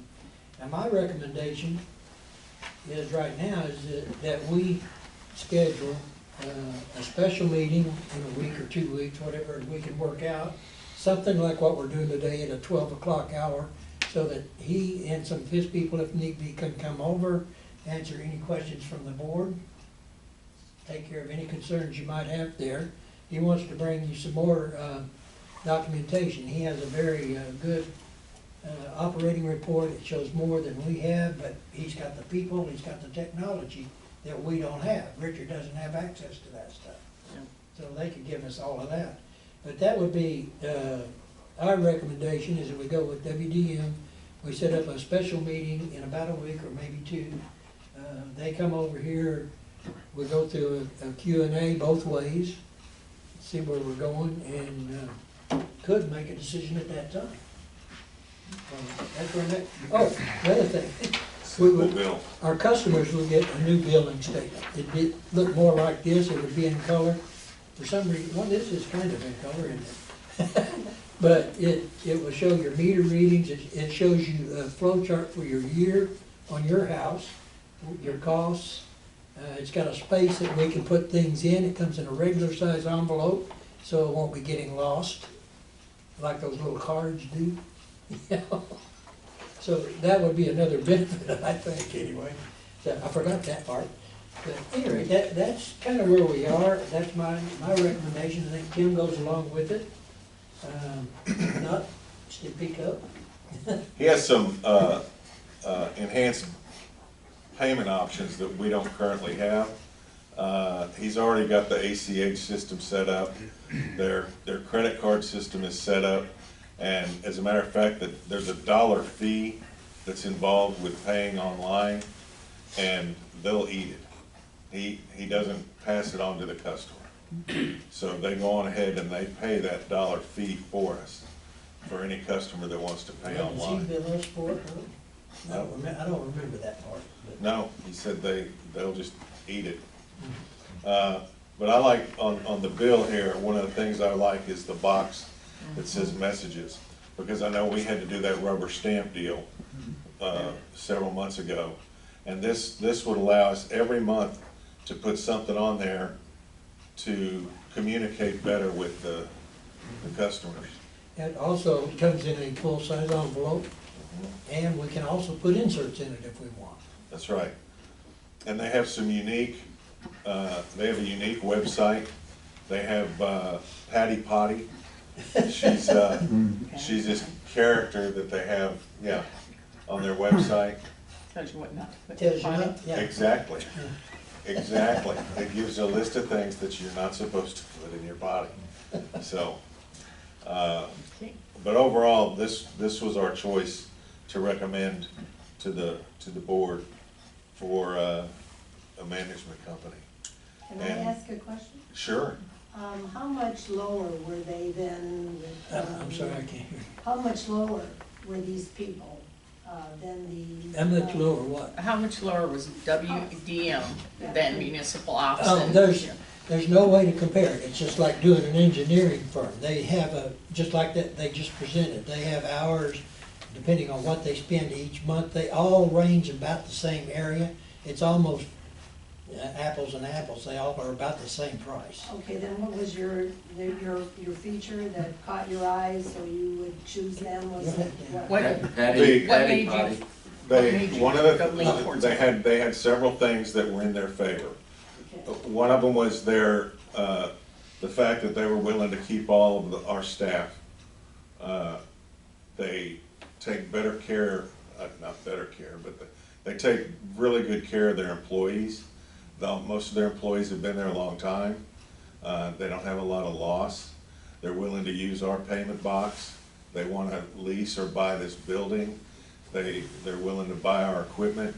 None of the other companies that we interviewed were as boisterous and outgoing about keeping our equipment. You know, there's some companies look at it as a liability because they didn't buy the equipment.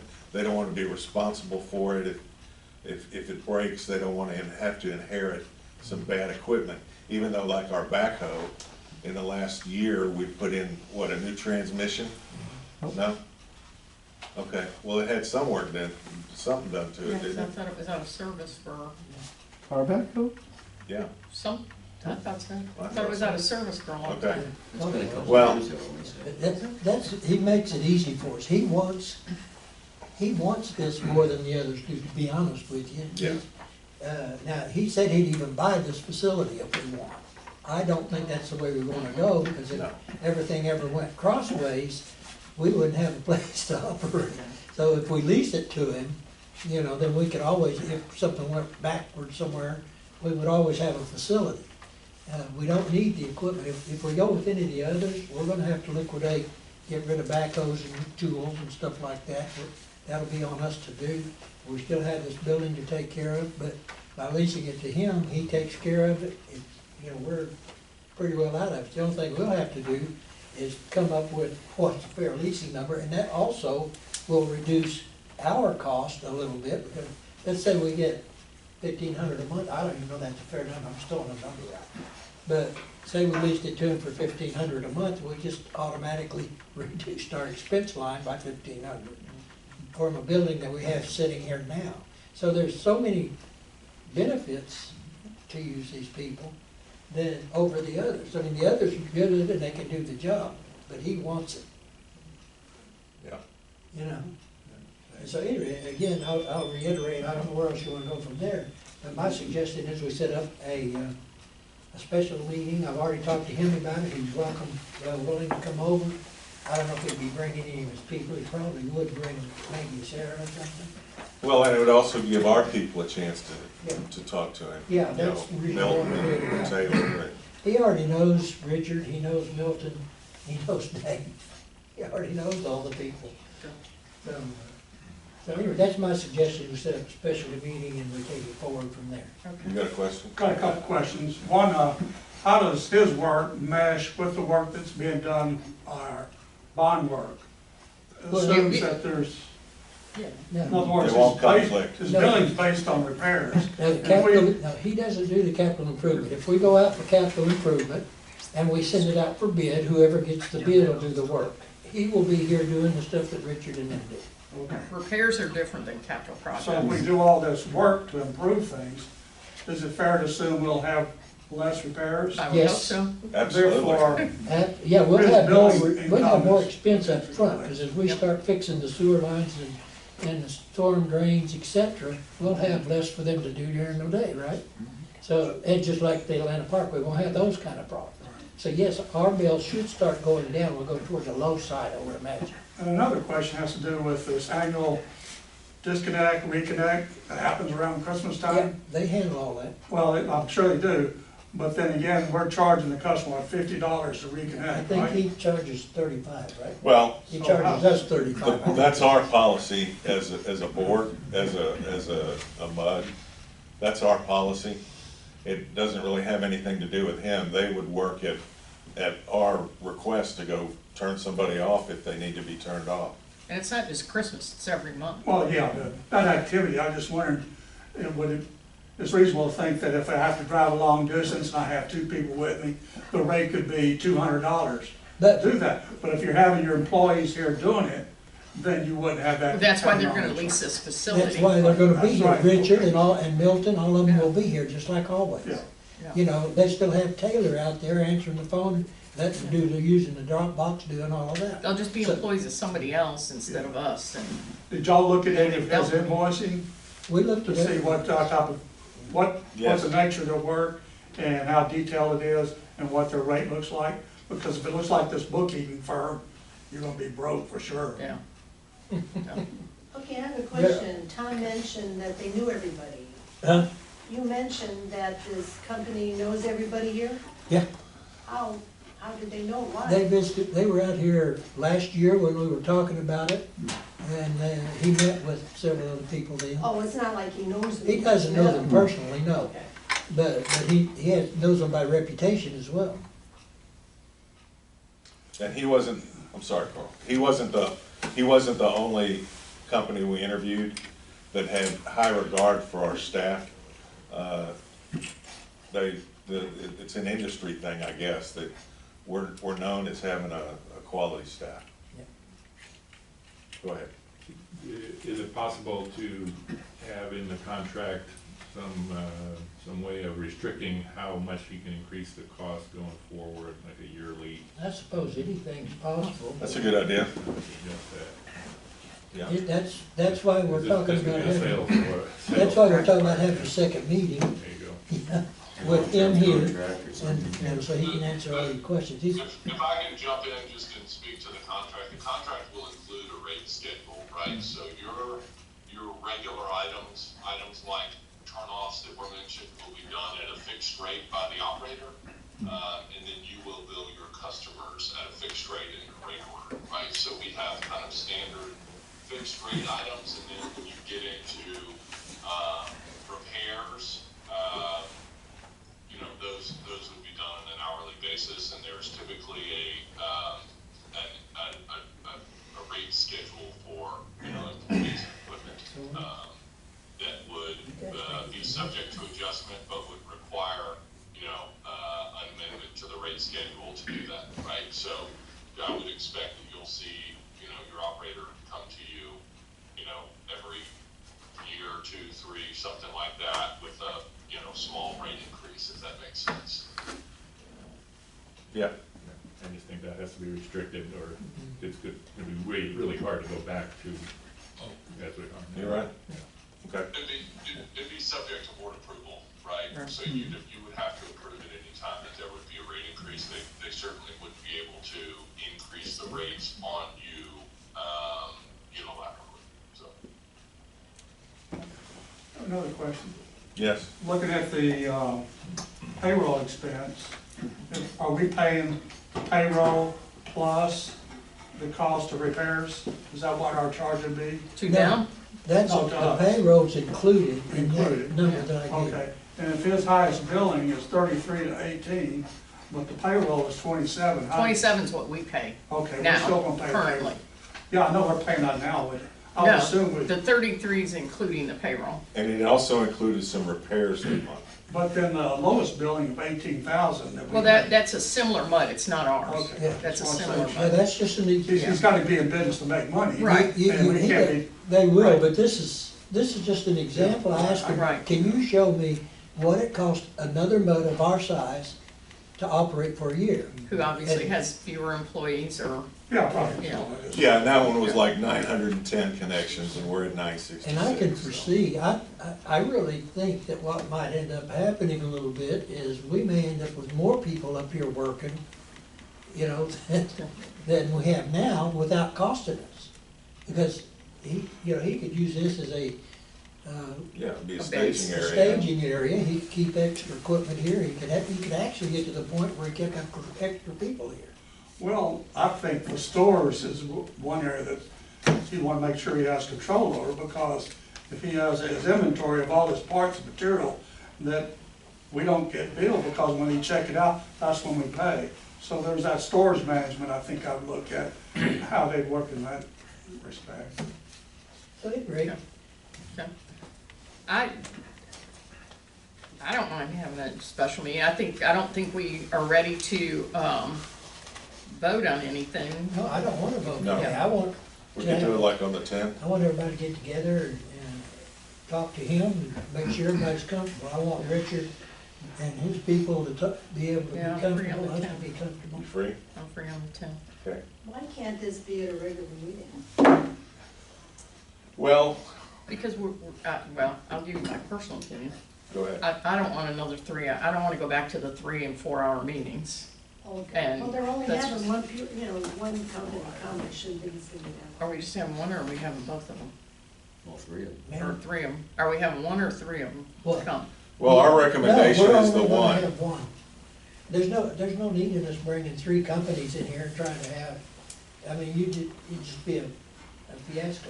And I don't, we talked to them all, we've researched their stuff, the cost is about the same. Everything pretty much the same except for the attitude of the managers and the people. That's the biggest difference, and that's why we recommend these people.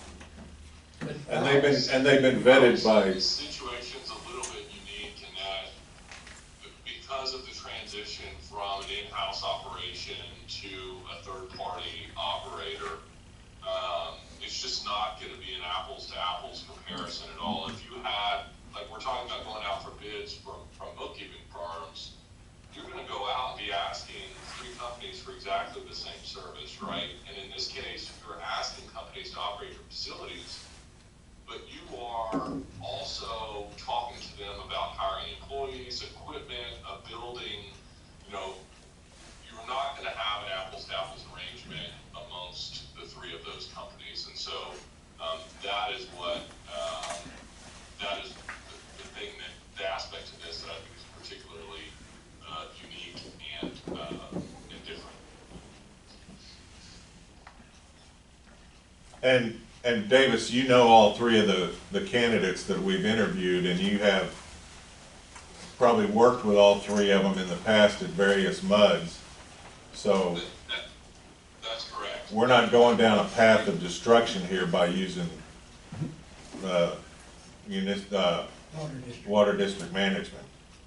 All 3 of them operate facilities for multiple clients of the firm. It's obviously the board's choice, but all 3 have a good reputation in the industry, I think, and hopefully, you were impressed with them when you met with them, so I certainly think that anytime you have a transition, particularly a transition like this, there are going to be, a few bumps in the road, but I think they're all 3 quality operators who will do a good job operating facilities. Okay. Okay, so, Well, I make a motion that we did you have? have a special meeting to talk with water district management staff on the 10th of March. I can't guarantee I'll be here through the 19th. Davis, is that good for you guys? Yeah. I mean, I'm on vacation, I'll be out of town. I'm on call when I am in town. Okay. So on the 10th at noon, is that, do y'all need me there? Do you want me on by Teams? I can't be there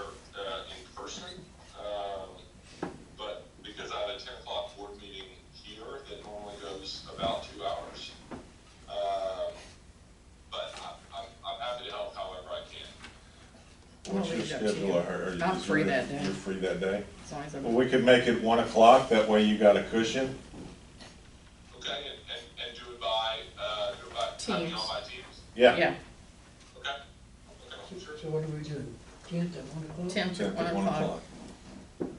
Okay, and who's gonna contact WDM, you or me? I can contact him. Okay. All right. Keep going, I see this is the kind of meeting where, if you guys are happy with what we're talking about, that we could actually vote on it at that time, but that would be up to the board. But I think we have enough information in my mind to go ahead and vote at that point. We'll play it by ear. Okay. Yeah, I think that there will be some negotiation that needs to be done on the contract. Yeah, pricing, what's the purchase price of the equipment, and how do we factor the lease into the operator's contract and all that. Right. Which is a little bit unique, right? We won't have I won't be able to call WDM and say, listen, we negotiated another one of these contracts, 6 months ago. Here's a kind of standard contract kind of thing. This will be certainly unique. And so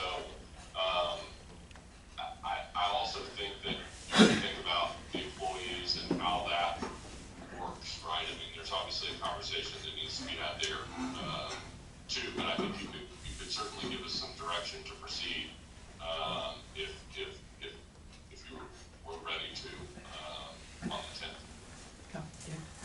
So we're going for the 10th. We're going for the 10th. Going for Yep. it. You're I will probably not be here. I start vacation on the 9th, and I'm driving to Colorado, and I'm going skiing. Well, that means you won't be here. Well, that's what I'm saying, I will not be here on the 10th. Do you want to do it the 8th? I'm open I'm fine, yeah. You want to move it to the 8th? I'm on call, I can't. It's, you guys make the call, I'll go with whatever day you want to do it. Are you open on the 8th, Davis? I am. The 8th actually the 8th at noon or 1 o'clock would be fine. Don't All move right. it to the 8th, just on the off chance he can Yeah. be here? That's We'd fine. like to have you here, Okay, if possible. okay. Is that noon or 1 o'clock? Yeah. We'll do Yeah, 1 12 o'clock. would be better for How do me. we Yeah, I go was gonna about say figuring out 12 would be lease better rate? for me too, because I've got to Okay. be somewhere by 3. How do we go about figuring out a lease rate? That would be a good job for you. That I count. Okay, so the 8th at noon. Yeah. Okay, No, the 8th at 1, I thought. 12. 12. Oh, it's 12. 12. Yeah. You gotta be going an hour Okay. without. All right, number 13, the park rules. Okay, at the last meeting, the board agreed, we obviously had a vote on amending the park rules. We discussed the amendments. I sent out the draft amended park rules for your consideration. The changes allow a licensed driver in the state of Texas to operate a golf cart on a cart path in the recreational facilities. So those are presented for your consideration today. We also You updated the guys have penalty questions? provision in there because the laws changed since the original park rules were put in place. Yeah, it went from 10 to 20,000, didn't it? Yes. Yeah. Because the statute's tied to the jurisdictional limit of the JP court, and That's right. that was increased in September of 2020. And again, that's just for if you decide to, if someone's violating out there, you can hold a hearing and fine them. You don't have to fine them 20, you can fine them any amount within that cap. But is everyone clear on the changes that were made, and any questions on the document itself? Or? Yeah, I got a question about how is all this information gonna be posted? Updated signage. Okay. You could put a sign, we could also post it on the front page of our website. I agree with the website, I'm just more But you're worried still about gonna have to have signage. signage for enforcement, Yeah, we have to Right. have the signage on all, we're gonna have to make new signs anyway. because of the ones that have been stolen. That's right. Gotcha. We'll go Yeah, I back mean, and I think you can you can think about how the signage should be done, right? Whether or not you wanna put signs along the cart path, whether or not you wanna add it to kind of the big signs that exist now, whatever you think, is appropriate. So I think I always tell my clients that the simpler, and more clear you can make the signs, the better. So signage can be challenging. TxDOT has, I'm sure, a few hundred employees that take care of them. Yeah. Can we just put a big QR code on it? I'm not sure law enforcement would be of the opinion that that provides adequate notice, to someone. Okay.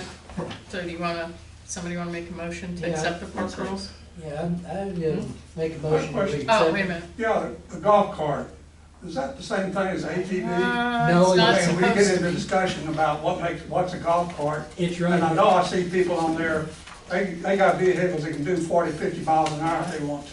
1,000 I pounds or totally less. agree with you. 1,000 pounds or maximum 20 miles Okay, an hour. as long as you have a definition on a golf cart. It's already in the rules. Yep. Good. Okay? I make make a a motion. motion, we accept the I'll rules. second. All in favor? Aye. Aye. Good. Okay. Resolution affirming identity theft prevention program. Whose is that? Okay, the Federal Trade Commission requires that you have an identity theft prevention program and that you review it on a regular basis. And it is confidential, it's maintained, in your office. And we just asked, Richard to, confirm that there haven't been any identity theft red flag events, in the last year. Correct, there's none. No, he said that's wrong. Perfect. And I'll tell you that the basis, for the statute is that people will try and create fake utility accounts to perpetrate, further fraud, right? So, get your kid in a different school district, or, people use, utility bills as a basis for, all sorts of kind of approvals, if that makes sense. So, Okay. Getting a library card. in the driver's license, right? Yeah. Yeah. Big utility bill, so. Okay. All right, do we have to vote on it? Or just approve, just approve that we have a policy? Resolution, really for compliance purposes. Okay, do I have a motion? I so move we resolve. Thank you. Do I have a second? Yeah, second. All right, all in Aye. favor? Aye. Okay. Annual report to the Texas Comptroller. Okay, we are required to make an annual filing, general information about the district, includes your audit, some basic financial information that we compiled, and general information about the district on an annual basis, and just ask your authorization to complete the filing on your behalf. Somebody want to make a motion authorizing them to do the filing with the Texas Comptroller? I so move. Okay, do I have a second? Second. Second, all in favor? Aye. Aye. Okay. Order declaring unopposed candidates elected and canceling election if applicable. Okay, I included this on here, when I put the draft together,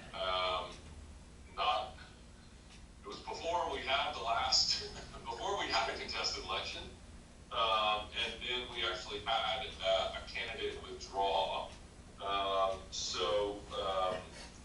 Right now, we only have 3 applications for a place on the ballot, and the filing deadline, for a place on the ballot has now expired. So Carl Sakocious, who I believe is present, at the meeting today, Julie and Tim, are the only 3 candidates, for the positions. Obviously, Mark, did not file, to run again for his position. Carl is now unopposed, and Frank Johanning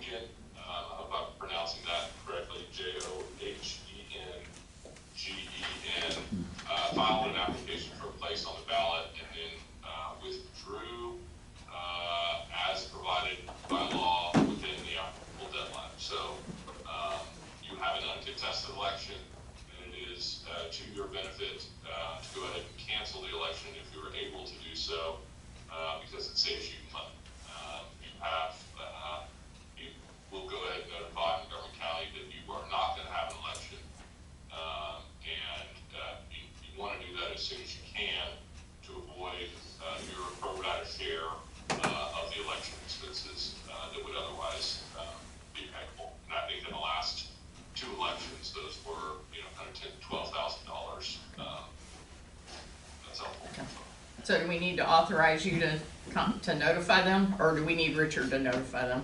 We just need to approve the order. Okay. Canceling the election, and then we'll let Susie Harvey, know, as soon as it's been approved. Okay, all right. Anybody want to make a motion authorizing the, canceling the election? I'll make that motion that we cancel the election. Okay, do I have a second? Second. All in favor? Aye. Congratulations, Carl. Thanks, Carl. Maybe you'll be on the It board. was a tough campaign. There's a lot of babies. This is interesting, when does this take effect? Right. It's May, I mean, the May meeting. Is there any provision for what do you call it, an elect person to sit in on meetings, not vote, but like executive meetings? I don't think so, not until, Kenny's, Yeah. not until you're a board member, I wouldn't think. Carl, unfortunately, you are a Director until elect. you're on the board, you can't participate, so it'll be May, but we look forward to having you with us, so. Okay. And certainly would hope that you can attend, meetings between now and then, so. They don't usually, but they. Okay, that's, Julie? yes. Can I make a comment before you go into executive session on the emergency access easement? I have lived in that house for 25 years. Very few times have the people had to use that path to get out. I mean, why are we spending money on surveys, on easements, when it's really just for a couple of days or so and then everything's back to normal? And I just can't see why we have to get 15 feet of easement, or we've gotta be doing all this when it's there already. Right, So that's my comment. okay, all right, Thank you. thank you. We will be back out after executive session if anybody wants to stick around. We're taking care of Yeah, you, Davis, do you just want us to take the it's Taylor's laptop. Are you going into executive with us? I don't believe He it. can, either way, that's fine. The only thing I'll say is this meeting is being recorded, and so we'll need to stop this recording. Oh, yeah. And start a new one. Okay, I'll tell you, Julie, I could also, Paul and I could just stop this and you can put us on speakerphone. I agree with that. Okay. Okay, we can do that. Congratulations, Carl. Okay. Our condolences for taking care of Thank you.